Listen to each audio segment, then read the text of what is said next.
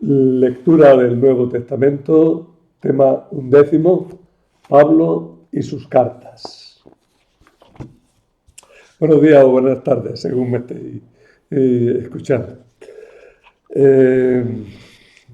Para mí es por la mañana y vamos a intentar tener esta clase, aunque hay un poco de malo augurio en el sentido de que quizás tenga que interrumpir por causa de los ruidos que se prevé que se van a producir aquí en la casa. No obstante, por si hay suerte, comienzo esta clase. Hemos visto los evangelios y ahora vamos a empezar a ver a San Pablo. Pero antes de empezar a ver las cartas de San Pablo, una por una, tenemos que ver como tema un poco general, un tema sobre San Pablo y sobre sus cartas en bloque. El tema es largo, en principio este tema tiene el doble de páginas que los temas normales y por tanto hay mucha materia. Así es que me salgo un poco a la hora de explicar del texto directamente escrito. Ahí lo tenéis los que estáis haciendo el curso y los que no lo estáis haciendo el curso con los apuntes. De todas maneras, yo creo que la clase os puede ser ilustrativa. Vamos a hablar de Pablo. Él se presenta diciendo en Hechos de los Apóstoles: yo soy judío nacido en Tarso de Cilicia, pero educado en esta ciudad, instruido a los pies de Gamaliel, en la exacta observancia de la ley de nuestros padres. ¿Veis? Pablo en Hechos de los Apóstoles se presenta así. Sin embargo, en la carta a los Gálatas, pues dice, ya estáis enterados de mi conducta anterior en el judaísmo, cuán encarnizadamente perseguía a la iglesia de Dios y la devastaba. Bien, tenemos por tanto a Pablo que tanto en los Hechos de los Apóstoles como en las cartas pues nos da preciosas noticias sobre sí mismo. Con eso hemos dicho ya cuáles son las fuentes principales. Las informaciones acerca de Pablo nos vienen fundamentalmente de sus cartas y de los Hechos de los Apóstoles. Luego hay muchas noticias tardías y legendarias acerca del apóstol.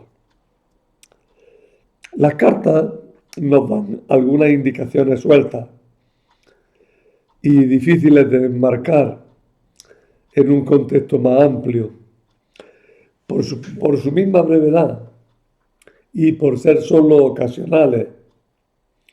Pero en cambio tienen la ventaja de que son fuentes de primera mano, al menos las de las cartas auténticas, porque como ahora después veremos tenemos que distinguir. Pero vamos, las noticias que vienen en las cartas a los romanos, Corintios, Gálatas y Filemón, por lo menos Filipenses, esas cartas que parecen claramente salidas de las manos del apóstol, pues las noticias que traen son de primera mano. Ahora profundizamos en eso. Hechos de los Apóstoles nos da mucha más información. Se podría decir casi que la segunda parte del libro de los Hechos de los Apóstoles es un intento de biografía de Pablo. Y por tanto nos da mucha más información. Ahora, es información tardía y es información reelaborada para mostrarnos una imagen de Pablo ya muy concreta, en oposición a una serie de imágenes de Pablo que estaban creando problemas en la iglesia. Por tanto, las informaciones de Hechos de los Apóstoles hay que examinarlas muy cuidadosamente una por una. Las noticias legendarias dependen de las cartas y de hechos. Y en general podemos afirmar que son amplificaciones que no parecen tener base histórica alguna. Resumiendo, ¿cómo conocemos a Pablo? Por las cartas y por hechos de los apóstoles. Dentro de las cartas también hay que distinguir entre las cartas auténticas y las que son de sus discípulos. Lo de fiar, las cartas auténticas, pero tienen el inconveniente grande de que son esporádicas, sueltas y muchas veces sin contexto las noticias que nos dan. En cambio, Hechos de los Apóstoles sí, es una biografía o tiene intentos de biografía de Pablo, pero nos dan una imagen de Pablo ya muy modificada, muy elaborada. Y las leyendas posteriores y amplificaciones pues tienen poco interés porque en realidad lo único que hacen es amplificar lo que ya teníamos en el Nuevo Testamento. Bueno, vamos a ver los datos principales de Pablo. Parece que Pablo vino al mundo hacia el año 5 después de Cristo más o menos. Es decir, es contemporáneo del Señor. En Hechos de los Apóstoles, Pablo declara que nació en Tarso de Cilicia, ciudad que en la Biblia solo se nombra en 2 Macabeos 4:30, a propósito de una sublevación que hubo contra los reyes Seleucidas. Y en Hechos de los Apóstoles sí se nombra varias veces Tarso, pero siempre es a propósito de Pablo. Sin embargo, en la época de San Pablo, Tarso era una ciudad muy importante. Y eso sí, por la fuente romana, por los escritos de los romanos, sí sabemos que era una ciudad muy importante. Una ciudad grande e ilustre. Se calcula que tenía más de 100.000 habitantes, lo cual para aquella época era una gran urbe. Era capital de provincia y un centro cultural muy importante. Pablo era judío. En Filipenses 3:5 dice: circuncidado al 8º día, del linaje de Israel, de la tribu de Benjamín, hebreo e hijo de hebreo, en cuanto a la ley, fariseo. Y en esta noticia merece un poquillo de comentario y voy a insistir en él. Empieza diciendo circuncidado el 8º día. Él lo dice con una frase mucho más fuerte. Nosotros hemos traducido toda una oración gramatical. Él lo pone como un adjetivo. De los del 8º día. Es que no podemos hacer nosotros adjetivos en castellano con esa palabra, ¿no? Octavero, podríamos decir. De los del 8, ¿y eso qué es?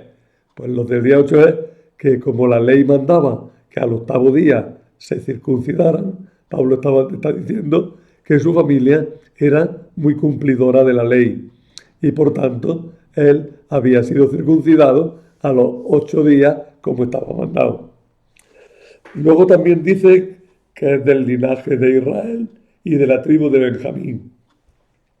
La asignación de las personas a las diversas tribus era costumbre entre los israelitas, pero tampoco tiene una garantía excesiva de corresponder con la realidad antigua. En la época de San Pablo se consideraba que su familia pertenecía a la tribu de Benjamín.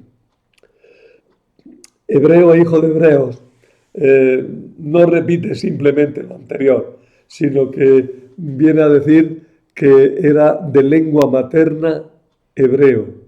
O sea que sus padres y él eran de los que hablaban hebreo como lengua fundamental en su familia, lengua materna en su familia. Es decir, era un israelita muy hasta el fondo, israelita de verdad, ¿no? Y en cuanto a la ley fariseo, para insistir en que su amor a la ley y al cumplimiento de la ley era muy grande. ¿Mm? Por tanto, San Pablo, de familia hebrea, de lengua hebrea, eh, amante de la ley, pero habitante en una ciudad de la diáspora, y no una ciudad cualquiera, sino una ciudad grande, ilustre e importante. Afirma que él es ciudadano romano. Pablo pertenecía a tres mundos distintos: al judaísmo desde el punto de vista religioso, al helenismo por la lengua, al imperio de Roma en el aspecto político. ¿Cómo que al helenismo por la lengua? Porque aunque él reivindica que su familia es de habla materna hebrea, él vive en una ciudad que habla griego. Por consiguiente, es un hombre del helenismo. Y por consiguiente, la lengua griega también es para él lengua materna, ¿no? No olvidemos eso. Es un hombre donde se cruzan dos mundos: el mundo hebreo y el mundo helenístico, el mundo occidental. Y luego además pertenece políticamente al Imperio de Roma. Tres patrias, podríamos decir, que marcaron de diversa forma desde el principio. Fue decisiva la pertenencia a la religión judía, digna de interés la integración cultural en el ambiente helenista, condición favorable para su futuro, para su actividad apostólica, fue el hecho de ser romano, de estar inserto en la unidad político-administrativa del Estado romano, de la que era ciudadano. Este trozo lo tomo de un gran biógrafo de San Pablo que se llama Barbalio y que tiene una biografía, como digo, de San Pablo realmente interesante. En cuanto a su familia, sabemos que tuvo por lo menos una hermana. Y porque en Hechos de los Apóstoles se dice que un hijo de su hermana fue a visitarlo. Y su familia era cumplidora en cuanto a lo religioso, ya lo hemos visto. Por eso afirma con orgullo que su familia, que cumplía bien la ley, lo habían circuncidado al 8º día. Fecha importante en la vida de San Pablo. Bueno, su nacimiento, que ya hemos dicho que debió de ser más o menos hacia el año 5 después de Cristo.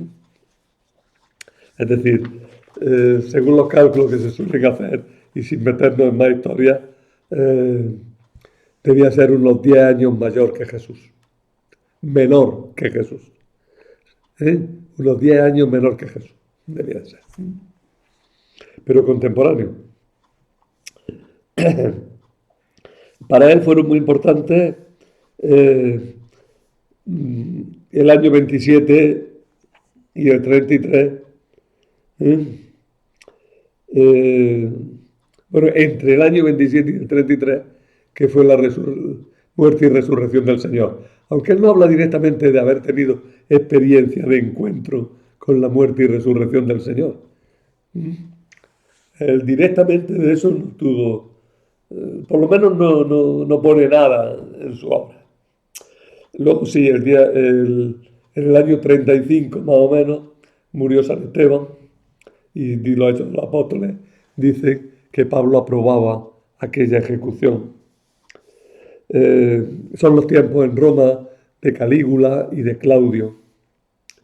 Luego, hacia el 45, ya con Pablo convertido, empieza su misión. Se habría convertido hacia el año 37. Sabemos que el año 50 estaba en Corinto. Y esta fecha es muy importante. ¿Por qué lo sabemos? Pues porque dice que lo juzgó Galión y Galión estuvo en Corinto el año 50. ¿Mm? O sea que Pablo está en Corinto en el año 50. Y esa fecha nos sirve para montar toda la cronología de San Pablo. Luego las diversas misiones se van sucediendo. En el año 53 parece que se va a Éfeso. En el año 57 parece que está en Corinto también otra vez, por segunda vez.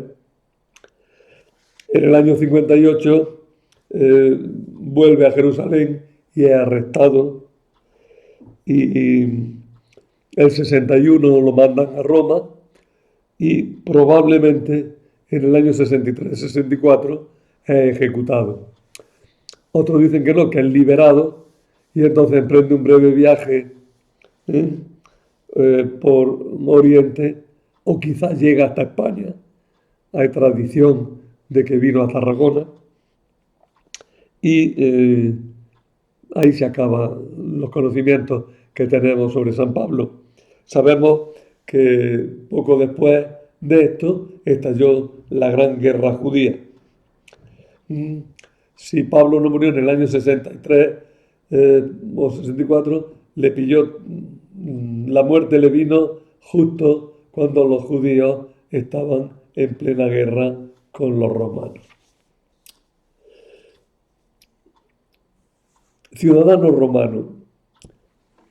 El Imperio Romano tenía en el siglo I unos 50 millones de habitantes, de los cuales solo 20 millones eran personas libres. Era un estado esclavista. Por tanto, aunque había 50 millones, 30 millones no contaban. El número de los ciudadanos romanos eran mucho menores, eran de unos 5 millones. Se era ciudadano romano por nacimiento, por méritos o por compra. Era un raro honor para los que no procedían directamente de familia romana. Un honor muy apreciado, ya que implicaba notables privilegios. Los ciudadanos romanos tenían derecho a ser juzgados por un juez romano, a ser protegidos contra los linchamientos, ser protegidos por la autoridad romana contra los linchamientos, derecho a apelar al tribunal del emperador y exención de algunas penas ignominiosas, como eran la flagelación y la crucifixión. No se les podía ni flagelar ni crucificar. Por eso, cuando se habla de la muerte de San Pablo, se nos dice que así como Pedro murió en la cruz, Pablo, que era ciudadano romano, no podía morir en la cruz y entonces murió decapitado. ¿Pero cómo se llamaba este hombre? Pues Pablo, como muchos judíos de su época, tenía un doble nombre. Uno judío, Saulo es la forma griega de Saúl. Saúl, el primer rey que hubo entre los israelitas, el que precedió a David, que también fue ungido por el profeta Samuel. En cambio, tenía otro nombre romano, que era Pablo. Paulus, que es la forma latina, en latín significa pequeño, y fue el apellido de varias familias ilustres. El nombre de Saulo solo aparece en la primera parte de los Hechos de los Apóstoles y desaparece cuando Pablo se entrevista con un gobernador que se llama justamente Sergio Pablo. Por lo que algunos han dicho que Saulo adoptó el nombre de este gobernador, entrando en su familia, haciéndose cliente o dependiente, diríamos nosotros, de la familia de Sergio Pablo. Entonces, eso afirman algunos, pero no hay razón suficiente. En sus cartas, el apóstol solo utiliza el nombre de Pablo, por lo que hay que deducir que su familia tenía ese apellido y que Saulo era solo un nombre familiar que se usa en Hechos de los Apóstoles para destacar que Pablo era judío auténtico. Sabemos que Pablo fue educado en Tarso en primer lugar, pero lo mandaron pronto a Jerusalén a estudiar con Gamaliel, que era uno de los rabinos más importantes de su época. No consta, sin embargo, que llegase a obtener Pablo el reconocimiento de rabino. No consta. Pero hay un dato que quizás lo pudiera avalar, y es que tiene un trabajo manual, como todos los rabinos. Él dice que era trabajador en la construcción de tiendas de campaña. Tejedor, de los que tejían el lienzo con el que se construían tiendas de campaña. Y eso explicaría también que fuera comerciante itinerante, y explicaría un poco que de esa manera pudiese desplazarse con tanta frecuencia y conociese bien los caminos.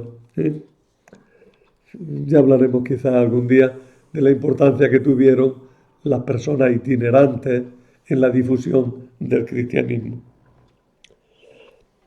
La iconografía de San Pablo se basa en las leyendas apócrifas, sobre todo en los Hechos de Pablo y Tecla, donde se le describe feísimo, pero a la par se dice que era muy hermoso. Es una contradicción patente, pero no lo es en el fondo. Me explico. Los Hechos de Pablo y Tecla son un libro posterior y tardío que quieren justificar el tema de que Pablo apoyaba la virginidad tanto del hombre como de la mujer, sobre todo de la mujer en este caso, y que por tanto resultó su doctrina atractiva para muchas mujeres en el imperio. En el libro de los Hechos de Saulo y Tecla, de Pablo y Tecla, pues se dice que Tecla era una mujer romana que un día, estando ella en el patio y sin verlo, escuchó a San Pablo que hablaba en una de las habitaciones y se enamoró perdidamente de la palabra de Pablo. Pero para que quede claro que es de la palabra, de la doctrina de Pablo, cuando se describe a Pablo se nos dice que era muy feo. Y sin embargo, luego, como se quiere justificar que Pablo era un hombre importante y merecía la pena y atraía a la gente, pues se dice que era muy guapo en el libro. El caso, sea lo que sea, es que se le describe como algo encorvado, de pierna un poco arqueada, bajo, calvo, cejijunto, de ojos grises, nariz aguileña, barbado y piel muy blanca. Y esa descripción de Pablo en los Hechos de Pablo y Tecla hizo fortuna, y las representaciones de Pablo la siguen. Por eso, cuando vemos pinturas antiguas sobre San Pablo, vemos que siempre pues, se ajusta a esta norma, y que todos los dibujos o todos los cuadros que tienen a Pablo en la antigüedad y hasta la Edad Media y en el Renacimiento, pues tienen ese aire que estamos acostumbrados a descubrir en Pablo. Fijaros en esta imagen, por ejemplo, y fijaros en esta otra, como ambas de alguna manera siguen un mismo modelo, ¿eh? A ver si puedo poner las dos, que se vea la mapa. ¿Veis? Como ambas siguen de alguna manera un mismo modelo, ¿eh? En definitiva, no sabemos cómo era.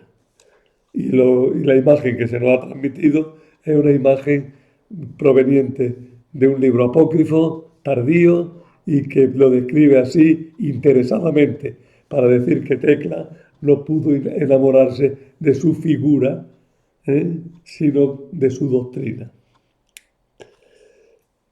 También habla de que tuvo una enfermedad sufrida estando entre los Gálatas. ¿Cuál era esa enfermedad? Él le llama un aguijón de Satanás, un aguijón que le pincha, que se le clava. ¿Cuál era ese aguijón? ¿Cuál era esa enfermedad que tenía Pablo? Mira, se ha dicho absolutamente de todo, de todo. Pero en definitiva parece que la enfermedad esa era alguna afección ocular, que le desfiguraba un poco la cara y que podía ser algo repugnante. Y por tanto, San Pablo alaba a los Gálatas de que a pesar de que su presencia pues, no era demasiado agradable por aquella enfermedad, lo trataron con mucho cariño y con mucho respeto. Pero tenía que estar fuerte, porque hizo muchísimos kilómetros a pie.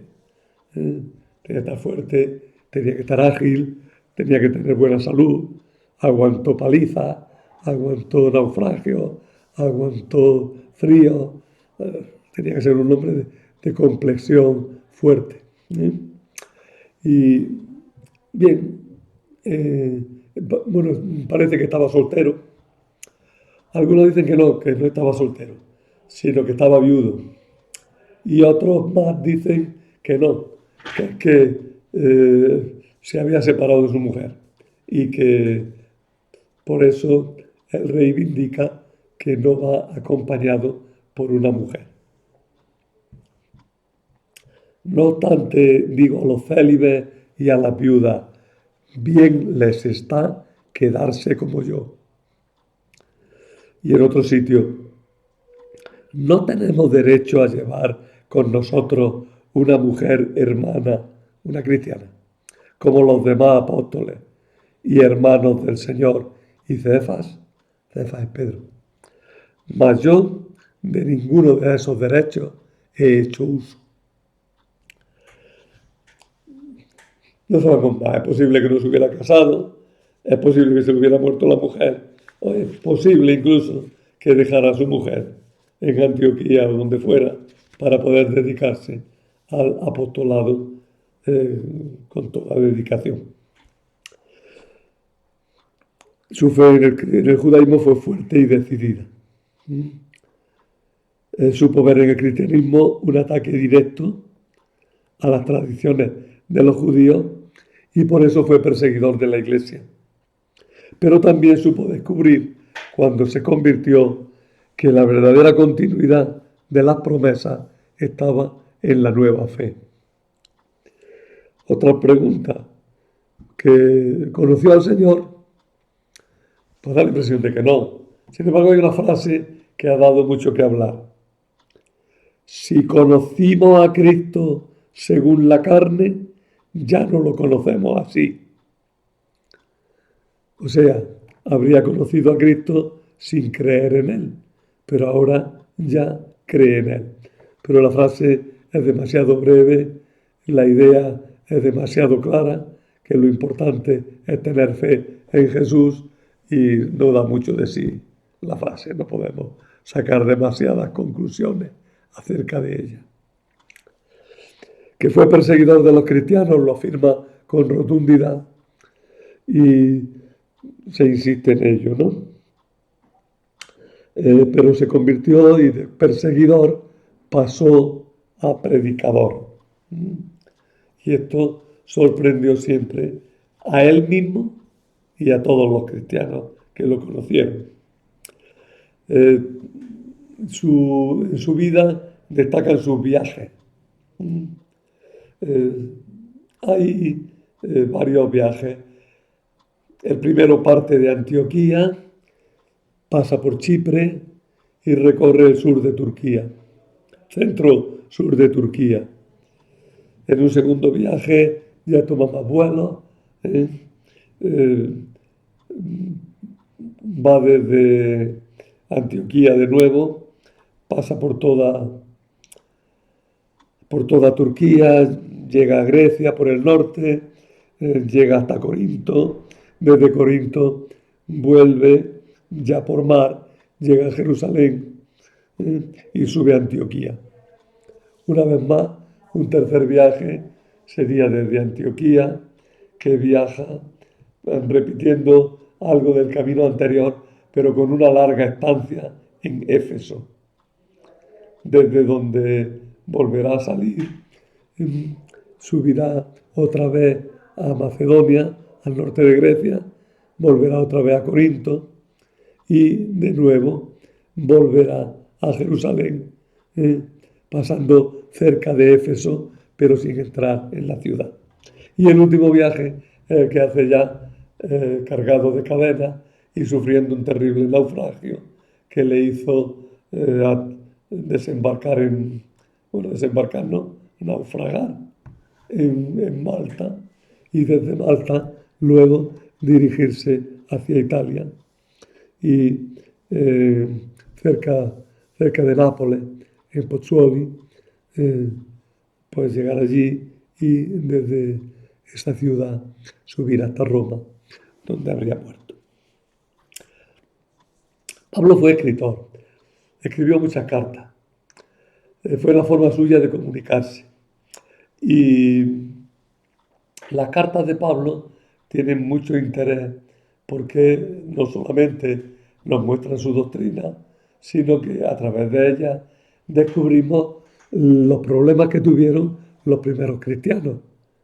A través de esas cartas, Pablo también manifiesta su idea y su personalidad. Lo hace sin sistema porque responde a problemas concretos de sus corresponsales, pero tiene muchísima información para nosotros y forman parte del Nuevo Testamento. Las cartas de Pablo forman un cuerpo de 14 cartas, pero en ellas tenemos que distinguir. Las 14 cartas sabéis cuáles son, ¿no? Romanos, Primera Corintios, Segunda Corintios, Gálatas, Efesios, Filipenses, Colosenses, Primera y Segunda Tesalonicenses, Primera y Segunda Tito, no Timoteo, Primera y Segunda Timoteo, Carta a Tito y Carta a Filemón. Son 13, ¿verdad? Hay que añadirle la carta a los hebreos cuando se habla del Corpus Paulinum. Esas 14 cartas es lo que se suele llamar el Corpus Paulinum. Ahora bien, es claro que la carta a los hebreos, tal como la tenemos ahora desde luego, no fue escrita por Pablo y por tanto se la suele sacar del Corpus Paulinum para considerarla totalmente aparte. En cambio, se consideran como auténticas con un nivel muy alto de seguridad Romanos, las dos de los Corintios, Gálatas, Filipenses, Primera Tesalonicenses y Filemón. Serían 7. Y las otras 6 que nos quedan forman lo que se llama las cartas deuteropaulinas, o cartas escritas por los discípulos de Pablo. Son Efesios, Colosenses, Primera Timoteo, Segunda Timoteo y Tito. Tener en cuenta que Efesios y Colosenses siguen siendo discutidas. Algunos todavía, por ejemplo, el mismo cardenal Martini, insistían en que pudieron ser paulinas. Pero vamos, la mayoría de la gente dice que no. Luego, hablando de las cartas, por tanto ya tenemos carta Corpus Paulinum, todas. Carta auténtica, las 7 que hemos dicho. Carta de Deuteropaulina o de los discípulos, esas 6 que hemos nombrado también. Y ahora también se habla a veces de las grandes cartas. Cuando hablamos de las grandes cartas nos referimos a 4 cartas. A Romanos, Primera y Segunda Corintios y Gálatas. También se habla de las cartas de la cautividad, en las que Pablo se presenta como prisionero. Y esas serían Efesios, Colosenses, Filipenses y Filemón.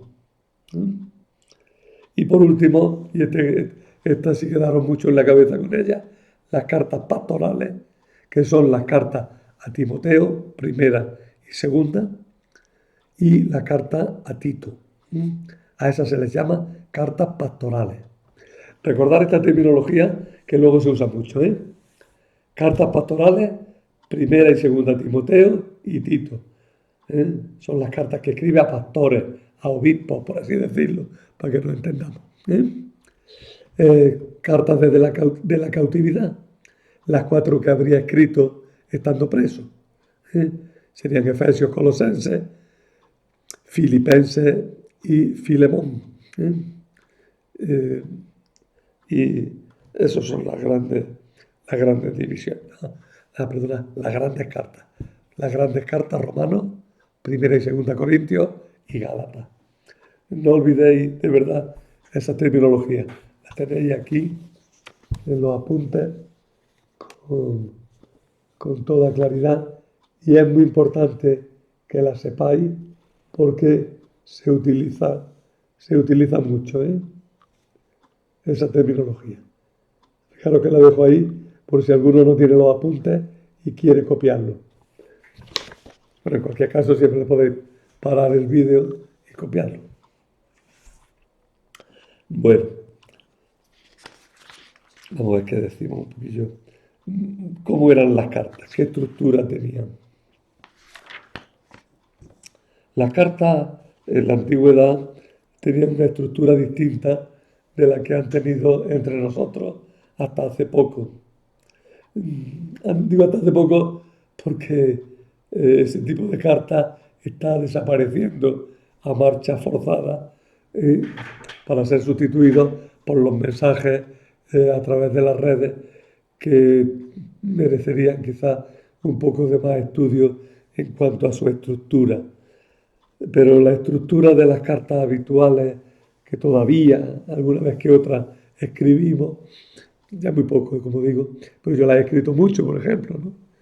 Hasta hace unos cuantos años era mi forma de comunicarme con la gente que estaba lejos. Y entre nosotros pues tenían una estructura muy clara. Se ponía arriba el lugar donde uno estaba y la fecha. Debajo se ponía la persona a la que se la dirigía y luego se empezaba con un saludo, si era familiar, querido o querida persona, ¿no? Si no era familiar, pues muy señor mío o estimada persona, ¿no? Y 2 puntos y luego empezando con mayúsculas, pues venía el resto del mensaje, generalmente con un saludo inicial. Las cartas así muy formales que desaparecieron del todo, yo eso no lo usaba. Me alegraré que al recibo de esta te encuentres bien, yo bien, ¿no? Y luego pues se iban desgranando los asuntos para acabar con un nuevo saludo y la firma. Esa era nuestra estructura, pero la estructura de los romanos era bien distinta. Se empezaba por el que escribía, por el remitente. Fulano, remitente, a Mengano, destinatario, salud. Enrique a Juan, salud. O en latín si queréis. Quíquero áctico saluten. Es decir, Cicerón desea la salud a Ático. En griego la expresión de saludo era jairein, alégrate, alegrarse, ser feliz. Pablo modifica el saludo griego y le añade el saludo hebreo. Y por eso suele saludar gracia, griego, y paz, hebreo. Bueno, el remitente desea gracia y paz o salud a los destinatarios. Y luego, pues, ya venía el cuerpo de la carta, generalmente exponiendo los motivos, luego desarrollando un poco algún tema y finalmente extendiendo mucho los saludos. Esa es la fórmula y el esquema de las cartas. En Pablo ese esquema se ve más modificado, sobre todo en las cartas que son menos personales y más doctrinales, por ejemplo en Efesios.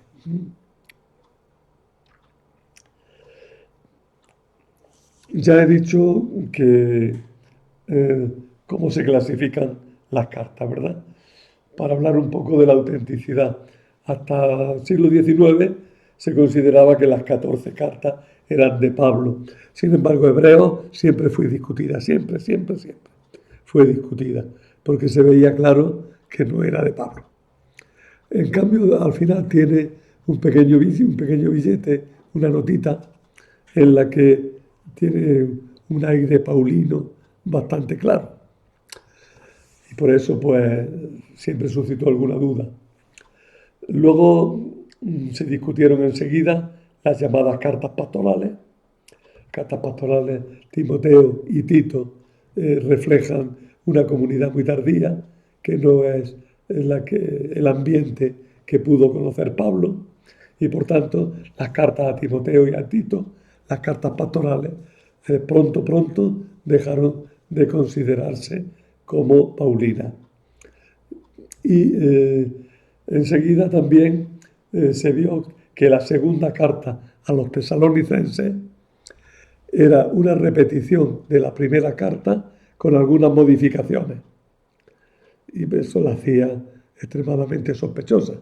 Era tan igual, y con diferencias tan notables que se veía que provenía de otra mano.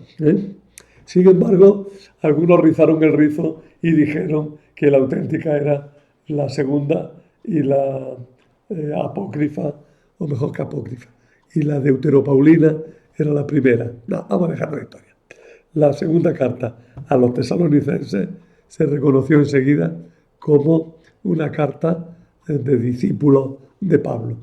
Y finalmente, Efesios y Colosenses, que son muy parecidas entre sí, tienen muchos temas en común y una forma de expresión muy común, y también presentan notables diferencias con el estilo de las otras cartas de Pablo, y han sido muy discutidas, aunque ya os digo que hoy día tanto la carta a los Efesios como la carta a los Colosenses no se consideran directamente paulinas. Es conocida la anécdota de un profesor, se la aplicaban a Hechos, pero en realidad lo dijo de Efesios. Empezó una clase diciendo: hoy vamos a hablar de la carta de San Pablo a los Efesios, que ni es carta, ni es de San Pablo, ni es a los Efesios.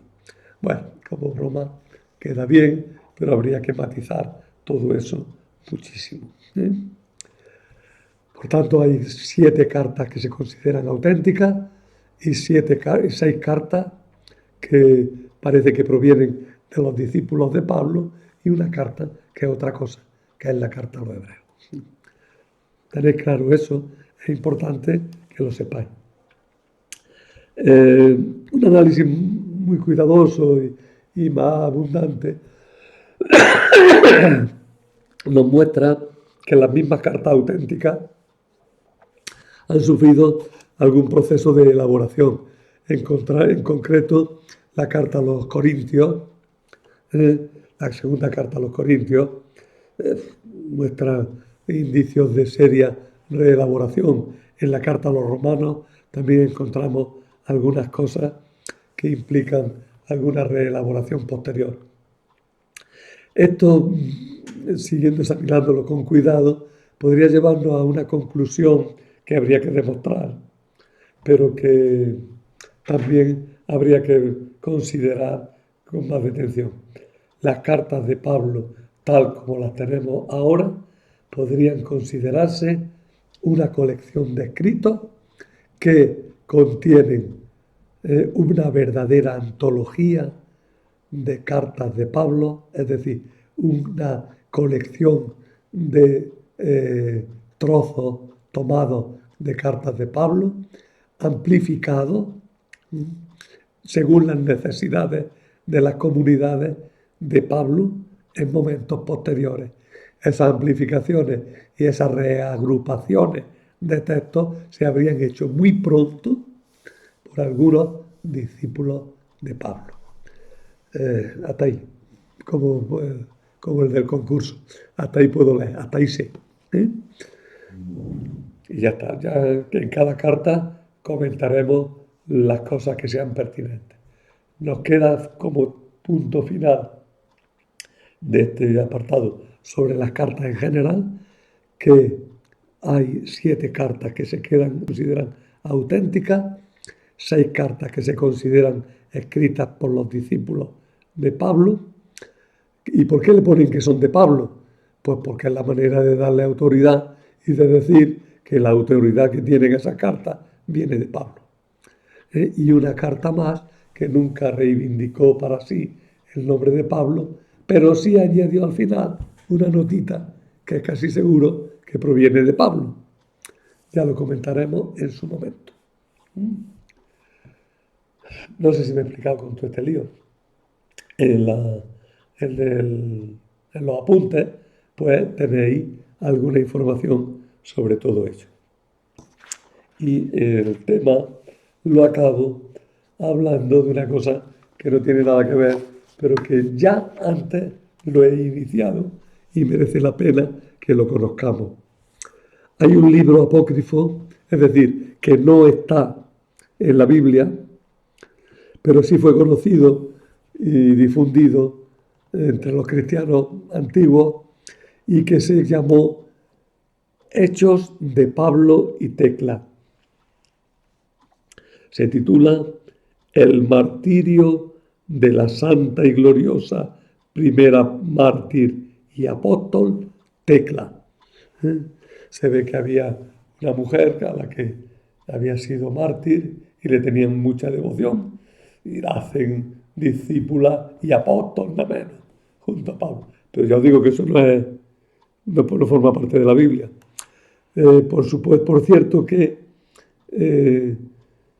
esta Tecla luego tuvo importancia en otras historias y leyendas y actualmente se la considera la patrona de Tarragona. Ahora diremos.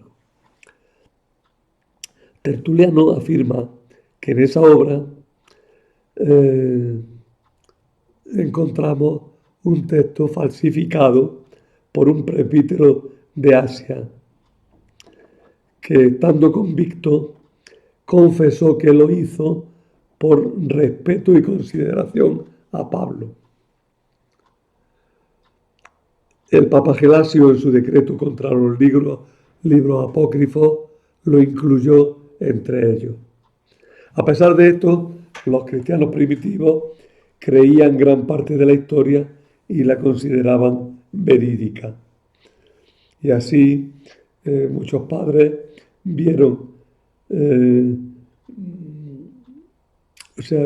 mencionaron a Tecla o se refirieron a su historia. Basilio de Seleucia escribió su hecho y victoria en verso. Y Ebragio Póntico, historiador y eclesiástico, alrededor del 590, explica que después de que el emperador Zenón abdicara de su imperio y Basilisco tomara posesión de él, tuvo una visión de la santa y excelsa mártir Tecla, que le prometió la restauración de su imperio, por lo cual, cuando esto se produjo, le erigió y dedicó un majestuoso y suntuoso templo a esta famosa mártir en una ciudad de Isauria, y allí hizo importantes donaciones que, según el autor, se conservaban hasta sus días.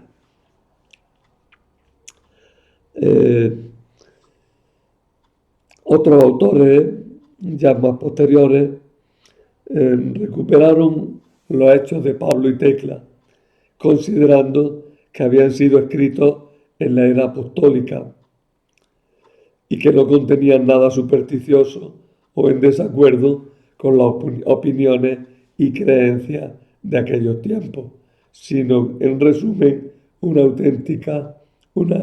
historia auténtica, amena e instructiva, ¿no? De nuevo se dice que este no es el libro original de los primeros cristianos. Sin embargo, sea cierto o no, se publica del manuscrito griego de la biblioteca Bodleian de Oxford, y se publica actualmente. Bueno, el Pablo que describen, ya lo he dicho antes, pero aquí lo tenéis de cuerpo entero. Lo veis un poquillo así, bajito, de pierna un poco arqueada, de nariz aguileña, un poco calvo, con ese ricito ahí en la frente. Bien, esa es la figura que presenta de Pablo la carta a Tecla. Bueno, he querido resumir tanto que al final la clase no ha resultado más larga de la cuenta. Ahí la tenéis, y en los apuntes pues tenéis quizás mejor explicado muchas cosas de las que he intentado comunicaros de palabra. Nada más. Continuaremos el próximo día ya hablando de las cartas a los tesalonicenses. Ay, se me olvidaba y lo digo ahora. Las cartas en el Nuevo Testamento no están organizadas cronológicamente ni temáticamente, sino por su longitud, desde la más larga, que es la Romanos, a la más breve, que es la de Filemón. Fijaros que la carta de Hebreos, que es muy larga, se queda fuera.